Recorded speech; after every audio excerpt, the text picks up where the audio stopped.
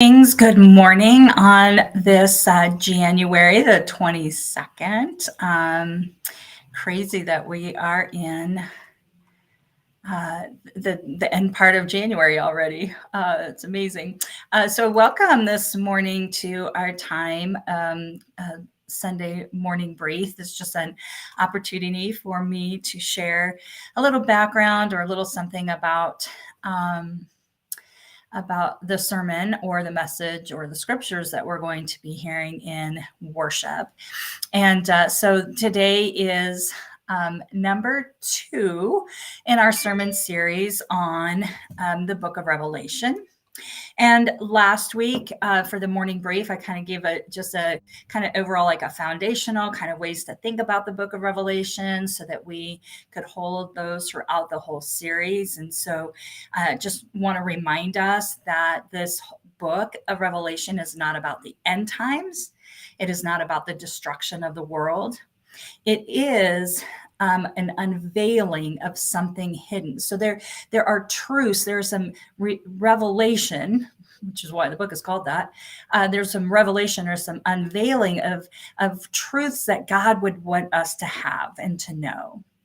And so we hold on to that. So we don't need to necessarily be afraid. That doesn't mean there is some like strange things. That's why the sermon series is called Stranger Things, because there's just some strange, kind of weird, and even possibly scary unless we can see past some of the imagery and hear the truth that God is sharing with us. So that's one foundation. So let's remember, it's not end times, it's revelations, it's an unveiling. The second thing is that this was written for a very specific time in history. It was for a very specific circumstance, for very specific people. And that is given to us in chapters 1, 2, and 3. This book is for the 7 churches of Asia Minor that are going through some very difficult, like some persecution, some harassment, some kind of faith crises, if you will. And so we'll talk a little bit about that today in the sermon, by the way, so you might want to tune into that.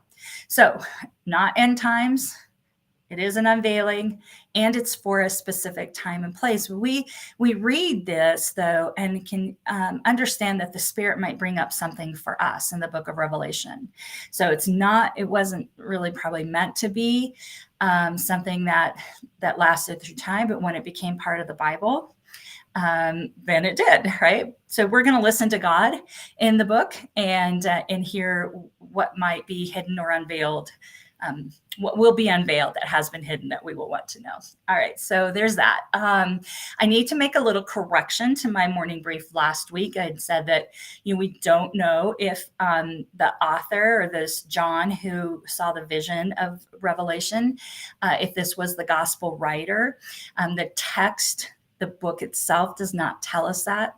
It also does not tell us, the text does not tell us why John was on the island of Patmos. The book of Acts does talk about John on Patmos and that it was kind of an exile situation. So I just wanted to correct that from last week.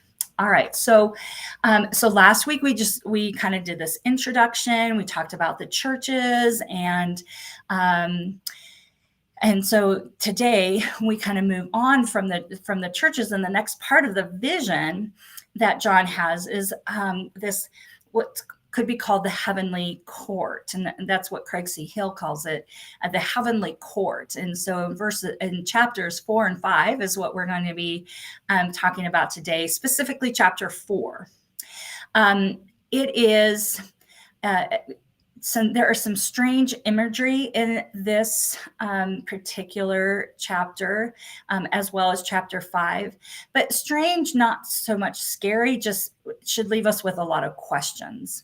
And I would say that for the book of Revelation, we might want to get comfortable that we're going to have more questions than answers because it's so highly symbolic and it is so specific to that time in which it was written and for the people who it was intended for, that we're just not going to get a whole lot of understanding. And that's part of the reason why I wanted to do this sermon series, is because there's a lot of teaching from the book of Revelation as if we have all the answers, like we could have all the answers about what this book is telling us. And a lot of times those answers are to make us very fearful, to make us afraid, to make us choose under duress to follow Jesus, right? I mean, when we hear things about rapture and tribulation and just like the hell that it will feel like and look like, I just don't, that's not as clear as we might think it is. So that's why I'm doing this sermon series. Today really is going to be about focusing on worship, and because that's what the heavenly court does. This is what we're going to read about in chapter 4 in worship, and then invite you to read chapter 5 along with it. Chapter 5 is maybe a little stranger, but I wanted to do chapter 4 today. And so we're going to think about worship and how we worship, why we worship, what is happening in worship, not only when we worship, but what happens in creation, and does creation worship? So those are some of the questions that we might ponder and hear more about today in our time together in worship. So I'm excited about this sermon. And I hope that you will tune in. We do meet in person at 10 a.m. and we'll be live streaming. Hopefully we had a little trouble with a live stream yesterday, so I'm not sure. Hopefully it works today. If not, it will be recorded and we'll get it uploaded. You can watch on Facebook, on our YouTube channel, or on our website. And I would invite you to watch on the website if you cannot be in person.